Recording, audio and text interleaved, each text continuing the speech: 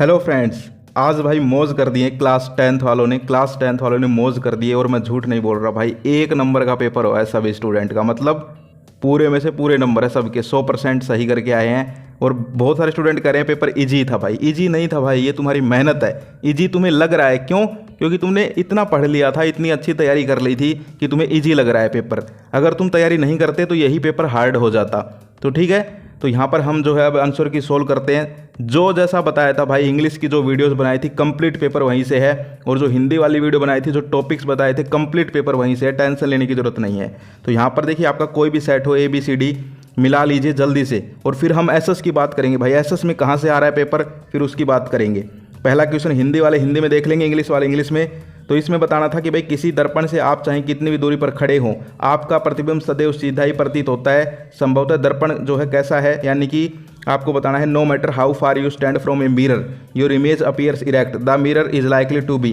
तो देखो, या तो वो समतल हो सकता है या उत्तल हो सकता है, यानी कि प्लेन भी हो सकता है या फिर कन्वेक्स भी हो सकता है। तो इसमें ऑप्शन डी सही करेंगे भाई। बहुत सारे स्टूडेंट हैं वो क्या करके आए हैं, सिर्फ कन्वेक्स करके आए हैं। तो देखो डी इसमें सही हो जाएगा, समझ गए। और अगर कोई कन्वेक्स भी कर देता है मान लीजिए, तो मेरे हिसाब से वो भी सही माना जाएगा, लेकिन ऑप्शन डी जो है वो यहाँ पर सही होगा, और ए और बी जो है वो गलत हो जाएंगे। ठीक है, तो इसमें डी जो ऑप्शन है वो बिल्कुल सही होगा, ये बात आप ध्यान रखिए। इसके बाद हम आगे चलते हैं। आगे जो है इस टाइप का एक न्यूमेरिकल मैंने आपको PDF में भी दिया था, इसके अलावा जो वीडियोस करवाई थी उसमें भी करवाया था एक इस प्रकार का, ठीक है, जिसमें आपको पावर निकालनी थी।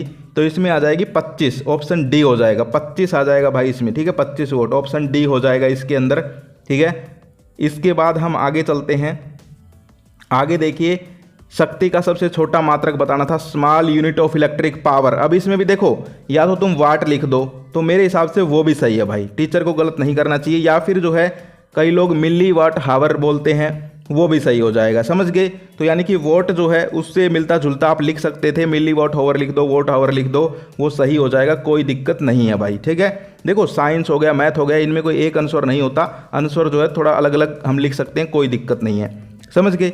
इसके अलावा which gas is filled in electric bulbs, electric bulb जो होते हैं, हमारे जो बल्ब होते हैं, बल्बों में कौन सी गैस भरी जाती है? तो आर्गन गैस जो है होती है, ARGON, ऑर्गन गैस जो होती है वो हम भरते हैं। ठीक है, इसके अलावा फिर जो है आपका अभिकथन कारण का प्रश्न था।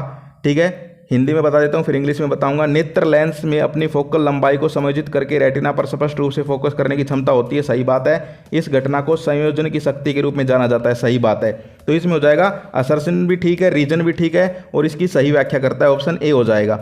इंग्लिश में बात करें तो ऑप्शन ए कर लेंगे, both assertion and reason are true and it is the correct explanation of assertion, समझ गए। तो ऑप्शन ए कर लेंगे। इसके बाद हम आगे चलते हैं। Why does the spare sky appear dark instead of blue to an astronaut, most important इस प्रकार के मैंने आपको बता दिए थे। स्टार्स ट्विंकल क्यों करते हैं, रेडिश क्यों दिखता है, ब्लू क्यों दिखता है, इस प्रकार के क्वेश्चन आएंगे तो देख सकते हो। अगला जो है on what factor the resistance of a conductor depend, चिल्ला चिल्ला के बताया था। ठीक है, नेचर ऑफ मटेरियल हो जाएगा, समझ गए।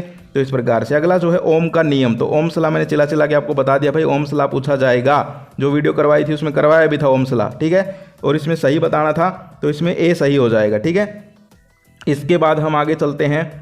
आगे जो है आप लोग देखिए, आपको जो है किसी छड़ चुंबक के चारों ओर चुंबकीय क्षेत्र रेखाएं खींचनी थी, यानी कि draw magnetic field lines around a bar magnet, तो आपने खींच दी होंगी। अगला आपको दो प्रॉपर्टीज बतानी थी, वो भी आपने लिख दी होंगी। अगला देखिए, define the principal focus of a concave mirror कर दिया होगा। अगला है name a mirror that can give an erect and enlarged image. ठीक है, तो इसमें कॉनकेव मिरर कर सकते हैं, कॉनकेव मिरर आ जाएगा इसमें, समझ गए। इसके बाद हम आगे चलते हैं। वन डायोप्टर आपको जो है डिफाइन करना था, ठीक है, लेंस फॉर्मूला लिखना था। इतना इजी पेपर है भाई, लेकिन तुम तैयारी करके गए थे इसलिए ज़्यादा इजी लग रहा है। इसके बाद आ जाता है भाई रसायन, केमिस्ट्री, रसायन आ गया। ठीक है, तो पहला देखिए, लोह चूर्ण पर तनु हाइड्रोक्लोरिक अम्ल डालने से क्या होता है? तो क्या होगा इसमें, इंग्लिश देखने वाले इंग्लिश देख सकते हैं। ठीक है, तो इसमें देखिए क्या हो जाएगा, इसमें जो है ए हो जाएगा, ऑप्शन ए हो जाएगा, हाइड्रोजन गैस और आयरन क्लोराइड आर प्रोड्यूस। ठीक है, यानी कि ऑप्शन ए कर लेंगे, इसमें भी हाइड्रोजन गैस और आयरन क्लोराइड बनता है। ठीक है, इसके बाद हम आगे चलते हैं। नमकीन के पैकेट वाला क्वेश्चन था भाई, मैंने बताया था ना, चिप्स का पैकेट का एग्जांपल लिया था हम लोगों ने कि भाई चिप्स का पैकेट होता है। ठीक है, तो उसी हिसाब से नमकीन के पैकेट का था यहाँ पर। तो इसमें क्या कर देंगे, उपरोक्त सभी कर देंगे। ठीक है, add antioxidant, fill nitrogen gas, store in air tight container, इसमें ऑल ऑफ दीज हो जाएगा, उपरोक्त सभी हो जाएगा। तो देखो चिप्स की जगह नमकीन दे दिया भाई, लेकिन क्वेश्चन सेम टू सेम है, ठीक है। एसएस में भी ऐसा ही होगा भाई, तुम्हें बताऊंगा, टेंशन लेने की जरूरत नहीं है, एसएस का भी बताऊंगा। इसके अलावा जो है सबसे अधिक आधारित धातु है यानी कि मोस्ट मेलेबल मेटल, तो सोना होती है यानी गोल्ड होती है, ठीक है। क्या कर देंगे, सोना या फिर गोल्ड, इंग्लिश वाले इंग्लिश में, हिंदी वाले इंग्लिश में। अगला जो है ionic compounds high melting point, ये बताना था, ठीक है, उनमें इलेक्ट्रोस्टैटिक फोर्स ऑफ होता है, अट्रैक्शन। इसके अलावा जो है आपका ये आ गया, अवर स्टोमच प्रोड्यूस हाइड्रोक्लोरिक एसिड, और hydrochloric asset turns red litmus blue. तो देखिए पहला तो ठीक है, अवर स्टोमच प्रोड्यूस हाइड्रोक्लोरिक एसिड, लेकिन दूसरा जो है वो कहीं ना कहीं गलत लग रहा है, ठीक है। तो इसमें assertion is true but reason is false, ठीक है, रीजन इज फॉल्स ये होगा शायद, और आप देखना। इसके अलावा हम बात करें कॉम्बिनेशन रिएक्शन, मैंने बताई थी कॉम्बिनेशन या फिर डिस्प्लेसमेंट मोस्ट इंपॉर्टेंट है, तो कॉम्बिनेशन आ गई भाई, समझ गए।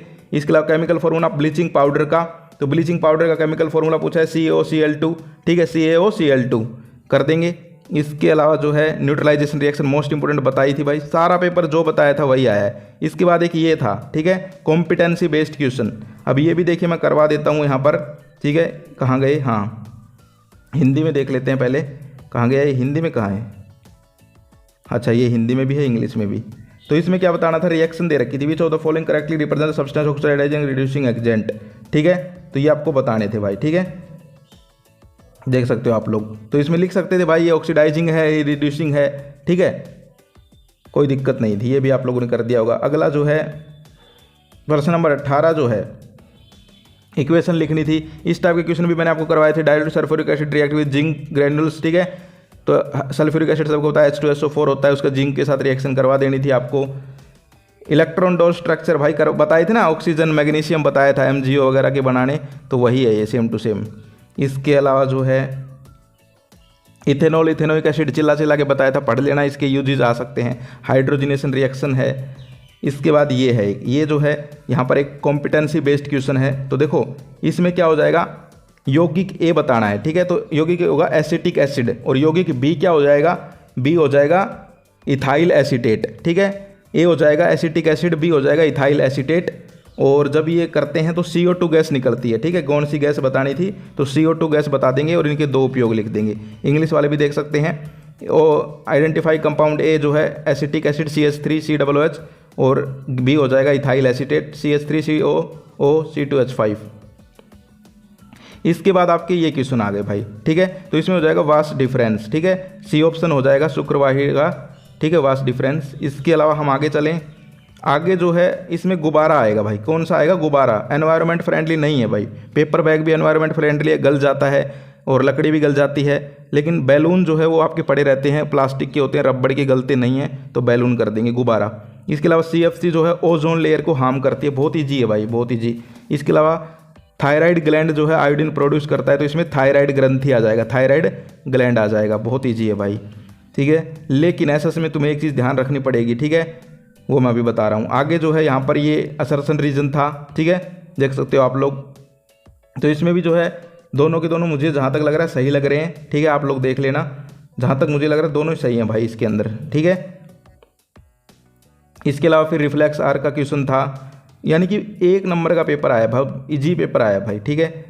स्ट्रक्चर किसका आया, क्रॉसिंग विद डायग्राम, अच्छा, और एक उसका भी आया है ना, डाइजेस्टिव सिस्टम का, फ्लोवर का भी आया है शायद किसी के, difference between autotrophic nutrition heterotrophic ये भी आया है, ठीक है।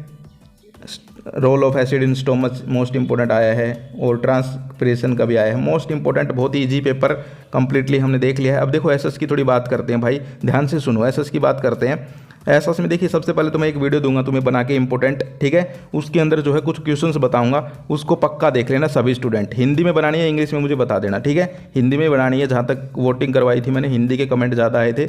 और एसएस में एक चीज़ ध्यान रखनी है, जैसे साइंस का इजी आया पेपर, मैंने क्या कहा था, इजी आएगा पेपर तो, लेकिन यहाँ पर जो है कहीं ना कहीं थोड़ा बहुत घुमा फिरा भी रखा है, थोड़ा मोड़ा घुमा फिरा रखा है, तो ऐसा ही एसएस में होगा, क्वेश्चंस जो है वो इजी ही आएंगे, लेकिन थोड़ा बहुत घुमा फिरा सकते हैं। तो हम आपको बताएंगे कि भाई ऐसे ऐसे करने हैं, उस हिसाब से आपको क्वेश्चंस करने पड़ेंगे, टेंशन लेने की ही ज़रूरत नहीं है, समझ गए। तो भाई आज तो तुम फोड़ के आए हो, 1 नंबर का पेपर करके आए हो, लेकिन लास्ट पेपर अगर अच्छा हो गया ना भाई, तो जब तक रिजल्ट नहीं आएगा ना तब तक खुश रहेगा मूड, और अगर लास्ट खराब हो गया ना तो दिक्कत हो जाती है भाई, फिर जब तक रिजल्ट नहीं आता दिमाग खराब रहता है। तो लास्ट पेपर हमें 1 नंबर का करना है, ठीक है।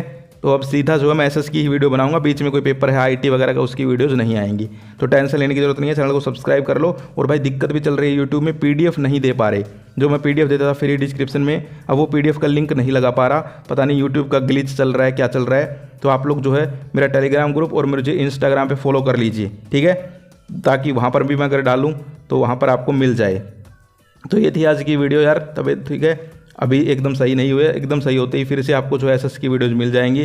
तो आज के लिए इतना ही, बाय बाय, टेक केयर, जय हिंद, जय भारत।